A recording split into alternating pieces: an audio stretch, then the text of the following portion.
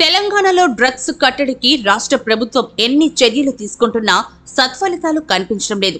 ముఖ్యంగా హైదరాబాద్ లోని కొన్ని పబ్బులు డ్రగ్స్ కి కేర్ ఆఫ్ అడ్రస్ గా మారుతున్నాయి. రేవ్ పార్టీలు, డ్రగ్స్ పార్టీలు పోలీసుల కళ్లుగప్పి సాఫీగా జరిగిపోతున్నాయి. టాస్క్ ఫోర్స్ పోలీసులు ఎన్ని దాడులు చేస్తున్నా అసాంఘిక కార్యకలాపాలకు అడ్డుకట్ట పడటం లేదు. తాజాగా సైబర్ టవర్స్ సమీపంలోని ఓ అపార్ట్మెంట్ లో జరుగుతున్న రేవ్ పార్టీని పోలీసులు భగ్నం చేశారు.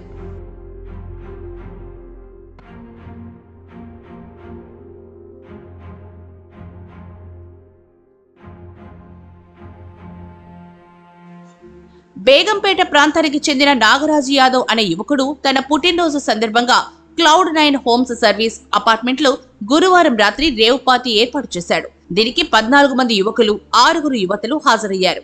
ఈ పార్టీలో విదేశీ మద్యంతో పాటు డ్రగ్స్ తీసుకుంటున్నట్లు పక్కా సమాచారం రావడంతో రంగారెడ్డి జిల్లా STF పోలీసులు దాడి చేశారు. ఈ సందర్భంగా పార్టీలో పాల్గొన్న వారిని అదుపులోకి తీసుకుని విదేశీ మద్యం బాటిళ్లు, 1 గ్రామ్ కొకైన్, 2 గ్రాముల MDMA డ్రగ్, పెద్ద మొత్తంలో గంజాయి, ఓ ఇన్నోవా కారును కూడా స్వాధీనం చేసుకున్నారు.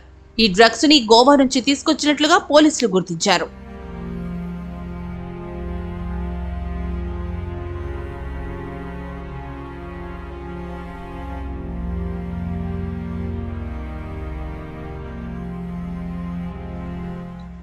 ఇక ఈ రైడ్ లో పట్టుబడిన ఫారిన్ లిక్కర్ డ్రగ్స్ విలువ సుమారు 6,25,000 రూపాయలు ఉంటుందని వెల్లడించారు. పార్టీలో పాల్గొన్న వారిలో ప్రముఖ వ్యాపారవేత్తలు, కార్పొరేట్ కాలేజీ విద్యార్థులు ఉన్నట్లు తెలుస్తోంది. పార్టీలో పట్టుబడిన 20 మందిలో 15 మందిని అరెస్ట్ చేయగా మరో 5 కౌన్సిలింగ్ ఇచ్చి పంపినట్లుగా పోలీసులు చెబుతున్నారు. దీనిపై కేసు నమోదు చేసి శేరిలింగంపల్లి ఎక్సైజ్ అధికారులకు అప్పగించినట్లుగా state excise enforcement joint commissioner Syed Qureshi తెలిపారు. నిజామాబాద్ డ్యూటీ చేస్తున్న సాదుద్దీన్ మరియు వైఎల్ఆర్ కనెక్టర్లు విధులు నిర్వహిస్తుండగా నిజామాబాద్ నుంచి నిర్మల్ వస్తుండగా వచ్చిన తర్వాత సాయంత్రం 3 గంటలకు